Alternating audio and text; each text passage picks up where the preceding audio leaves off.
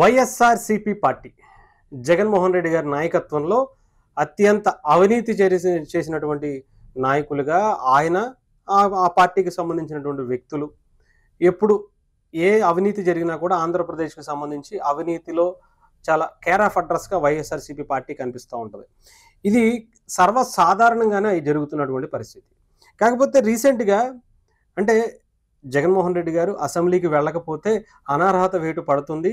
So దాన్ని తప్పించుకునేందుకు ఏదో ఒక వంక ఎతుక్కుని గతంలో నేను ఇంకా అసెంబ్లీకే వెళ్ళనని చెప్పినటువంటి వ్యక్తి మొన్న అసెంబ్లీ సెషన్స్కి సంబంధించి మొదటి రోజు ఏదైతే గవర్నర్ గారి ప్రసంగం ఉంటుందో ఆ రోజు వెళ్ళి సంతకం చేసి 11 నిమిషాల పాటు 11 మందితో అక్కడ 11వ బ్లాక్లో ఉండి వచ్చినటువంటి సంగతి అందరికీ తెలిసిందే.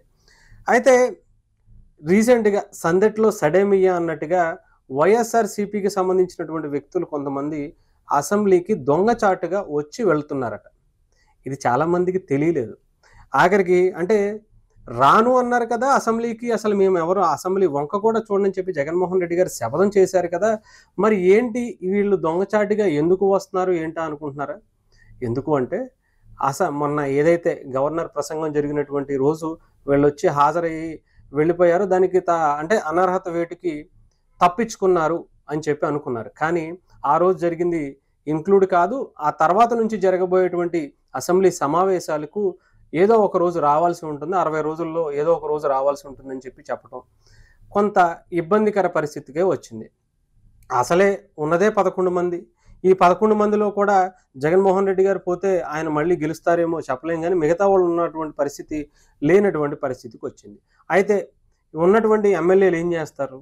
ఏదో ఒక రూపంలో వెళ్ళాలి. జగన్మోహన్ రెడ్డి గారు వెళ్ళొద్దని చెప్తున్నారు, ఆయనకి మాట కాదనలేము. లేదా వైఎస్ఆర్సీపీ జగన్మోహన్ రెడ్డి గారే పంపించారా ఏంటి అనేది తెలియలేదు. కానీ నిన్న అసెంబ్లీ స్పీకర్గా ఉన్నటువంటి ఒకసారి ఆయన ఏం మాట్లాడుతున్నారో ఒకసారి విందాం.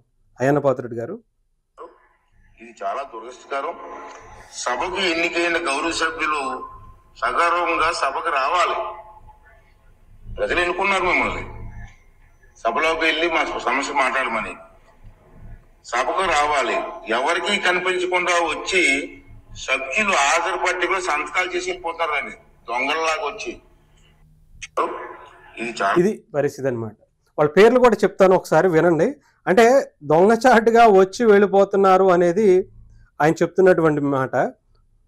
వచ్చి సభ్యులు హాజరు పట్టికలో సంతకాలు చేసి పోతారని దొంగల్లాగా వచ్చి, ఆ దృష్టి లింగం గారు, మత్స్యలింగం గారు వచ్చింది, వై బాలనాగరెడ్డి గారు, రాటిపట్టి చంద్రశేఖర్ గారు, వేగం లింగం గారు, మత్స్యలింగం గారు, విరూపాక్ష గారు, మత్స్యరాజ విశ్వేశ్వరరాజు గారు, ఆదిపాటి అమర్నాథ్ రెడ్డి గారు, దాసరి సుధ గారు.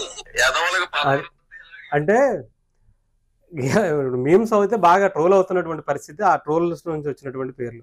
అంటే ఎంత దౌర్భాగ్యానికి వైఎస్ఆర్సీపీ ఎలా దిగజారిపోయిందంటే దొంగచాటుగా ఏదో ఒక రకంగా వచ్చి అసెంబ్లీలో తిరిగామని చెప్పి సంతకాలు చేసి దొంగచాటుగా ఎవరికి కనిపించకుండా వెళ్ళిపోతున్నటువంటి పరిస్థితి.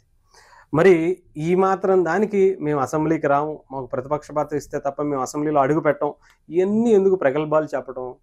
ప్రగల్భాలు పలికి ఏదో షోయింగ్ చేసి సినిమా సెట్టింగుల్లాగా, సినిమా డైలాగుల్లాగా గతంలో వేసినటువంటి పరిస్థితి చూసాం. అలాంటివి ఇప్పుడు కూడా ఈయన కంటిన్యూ చేస్తుంటే ఇదా ఇంత దిగజారిపోవాలా? అంటే వైఎస్ఆర్సీపీ అంటే పులివెందల పులి ఇంకేముంది, మా 11 మంది వస్తారు, వెర్రవేగిపోయేస్తారు, అసలు ఒక్కొక్కరిని అసలు మామూలుగా ఉండదు, ఉతికారేస్తారు కూటమికి సంబంధించిన వాళ్ళు అన్నారు. తీరా చూస్తే దొంగచాటుగా వచ్చి దొంగచాటుగా సంతకం పెట్టేసి చడీ చప్పుడు కాకుండా వెళ్ళిపోతున్నారంట. ఏంటయ్యా మీరు ఇటు వచ్చారు అని అంటే, లేదండి పలానా దాని గురించి మాట్లాడదామని వచ్చాం, పలానా ఎవరో సమస్య ఉంది, ఐఏఎస్ గారిని కలవటానికో సిఎస్ గారిని కలవటానికో వచ్చామని చెప్పుకుంటున్నారు తప్ప అసెంబ్లీకి లోపలికి ఎందుకు వెళ్తున్నారు అనేది ఎవరు అబ్జెక్ట్ చేయలే. సందట్లో సడేమియా అన్నట్టు వచ్చి లోపలికి దూరి మేము అసెంబ్లీకి వచ్చేసామండి అని చెప్పి ఆ లెక్చర్లో సంతకం పెట్టేసి వెళ్ళిపోతున్నారంట. వాళ్ళ పేర్లు కూడా చాలా క్లియర్గా చెప్పారుగా. వైఎస్ఆర్సీపీకి సంబంధించినటువంటి 11 మందిలో జగన్మోహన్ రెడ్డి గారిని, ఆయనైతే కొంచెం పెద్ద మనిషి కదా, ఆయన కొంచెం రావడానికి ఇబ్బంది పడుతున్నట్టున్నాడు. ఆయన డైరెక్ట్గా రాలేక మొన్న ఏదో గవర్నర్ ప్రసంగాన్ని అడ్డు పెట్టుకుని వచ్చారు, ఆ తర్వాత మళ్ళీ వెళ్ళిపోయారు. అది కూడా క్యాన్సిల్ కాదండి. ఇప్పుడు ఏ రకంగా వస్తే బాగుంటుందా అని వెతుకుతున్నటువంటి పరిస్థితి. కానీ మిగతా ఎమ్మెల్యేలకి అసలు వైఎస్ఆర్సీపీకి సంబంధించినటువంటి ఎమ్మెల్యేలు ఎవరో కూడా సరిగ్గా ఎవరికి తెలియదు. సరే ఏదో ఒక రూపంలో వచ్చారు, దూరారు, సంతకం పెట్టేసి జంప్. ఇది వైఎస్ఆర్సీపీ పార్టీ. ఈ మాత్రం దానికి బిల్డప్పులు ఎందుకు? ఈ మాత్రం దానికి ఇంత అడావుడి దేనికి? ఏదో వాళ్ళు కనీసం జగన్మోహన్ రెడ్డి గారికి రాకపోతే ఆ కనీసం మిగతా 10 మంది ఎమ్మెల్యేలని, లేదంటే ఆయన పెద్దిరెడ్డి రామచంద్రారెడ్డిని తీసేస్తే ఇంకొక 9 మంది ఎమ్మెల్యేలని వాళ్ళనైనా పంపిస్తే వాళ్ళైనా సరే ఏదో ఒకటి వాళ్ళ ఎమ్మెల్యే పదవులనైనా కాపాడుకునే పరిస్థితి ఉంటుంది కదా.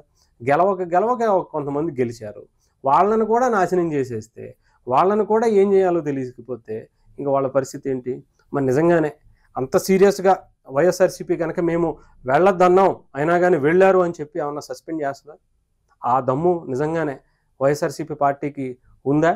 అసెంబ్లీకి వెళ్ళి సంతకం పెట్టే అంత ఎందుకు వచ్చింది, మీరు అంత భయపడుతున్నారా అని చెప్పి వాళ్ళని క్వశ్చన్ చేసే సాహసం చేస్తారా? చేయలేరు. ఎందుకంటే ఇప్పుడున్న ఆ 11 స్థానాలు కూడా పోతే ఇప్పటికే వాళ్ళని భయపెడితే వాళ్ళలో చాలామంది ఈ పార్టీకి ఆ పార్టీకి వెళ్ళిపోతున్నారు అని చెప్పి వార్తలు అయితే చాలా బలంగా వస్తున్నాయి. ఇంకా బెదిరించినా, లేదంటే బతిమలాడినా, లేదంటే కనీసం హెచ్చరించినా కూడా వాళ్ళు వెళ్ళిపోయే పరిస్థితి ఉంది. సరే ఉన్న వాళ్ళని సరే వీళ్ళందరూ ఇలా చేశారు కదా మేము రాజీనామా చేస్తున్నామంటే మళ్ళీ గెలిచే పరిస్థితే లేదు. ఇక ఉన్న 11 సీట్లు కాస్త జగన్మోహన్ రెడ్డి గారు 1కి వచ్చేసే పరిస్థితికి ఉంది. సో ఏమీ చేయలేనటువంటి పరిస్థితి. సో అందుకని దొంగచాటుగా జగన్మోహన్ రెడ్డి గారే కావాలని వాళ్ళని పంపిస్తున్నారట్టుగా అనిపిస్తూ ఉంది. సరే వద్దులే, మీరు వెళ్ళి ఏదో ఒక రకంగా ఆడికి వీళ్ళకి వాళ్ళకి ఎవరికి కనిపించకుండా లోపలికి వెళ్ళి సంతకం పెట్టేసి వచ్చేయండి, ఎవరో ఏం పట్టించుకోరలే, తర్వాత చూసుకున్నా ఏదైనా ఉంటే, అంటే లోపలికి వెళ్ళడానికి ఏదో పెట్టామనో, లేదంటే ఎవరన్నా కలవడానికి వచ్చి సంతకం పెట్టామనో చెప్పచ్చు. సో పని అయిపోతుందిలే, ముందు మీరు వచ్చేసేయండి, ఎవరన్నా అప్పుడు బయటకు వచ్చి ఎవరైనా చెప్తే అప్పుడు ఏదో ఒకటి కవర్ చేసుకోవచ్చులే, మన మీడియా ఉంది కదా, మన ఛానల్ ఉంది కదా, మన సోషల్ మీడియా ఉంది, సైకో బ్యాచ్ ఉన్నారు, వాళ్ళు కవర్ చేసేస్తారని చెప్పి కొంత చేసుకున్నట్టుగా అయితే కనిపిస్తుంది. మొత్తానికి ఇదండి వైఎస్ఆర్సీపీకి సంబంధించినటువంటి బ్యాచ్. దొంగచాటుగా అసెంబ్లీకి వచ్చి దొరల్లా గెలిచారు. 11 మంది ఒక ఇండియన్ క్రికెట్ టీంలా గెలిచారు. మరి ఇండియన్ క్రికెట్ టీంలా రావచ్చుగా, ఏదో పాకిస్తాన్ క్రికెట్ టీం లాగా దొంగచాటుగా వచ్చి దొంగచాటుగా వెళ్ళిపోవాల్సినటువంటి పరిస్థితి కర్మ మీకేం వచ్చింది? జగన్మోహన్ రెడ్డి గారు ఎలాగో వదిలేయండి, మీరన్నా కొంచెం ధైర్యంగా వచ్చి జగన్మోహన్ రెడ్డి గారు పోరాటం చేయలేనటువంటి దాన్ని మీరు చేయండి. ఆయన మాట్లాడలేనటువంటి మాటల్ని మీరు ధైర్యంగా ముందుకు వచ్చి మాట్లాడండి. కష్టమే, ఎందుకంటే జగన్మోహన్ రెడ్డి గారే చేయలేనప్పుడు వీళ్ళు మాత్రం ఏం చేస్తారులే, పోనండి. ఇంకా అంతకుమించి దొంగచాటుగా వచ్చి అసెంబ్లీకి రావాల్సిందే తప్ప దర్జాగా దొరలా వచ్చి అసెంబ్లీలో కూర్చుని పాలసీస్ మీద చేసినటువంటి దాని మీద గత 5 ఏళ్ళుగా చూపించినటువంటి దాని మీద మాట్లాడే అంత దమ్ము అయితే లేదని అనుకోవాలి ఈ రకంగా చేస్తే.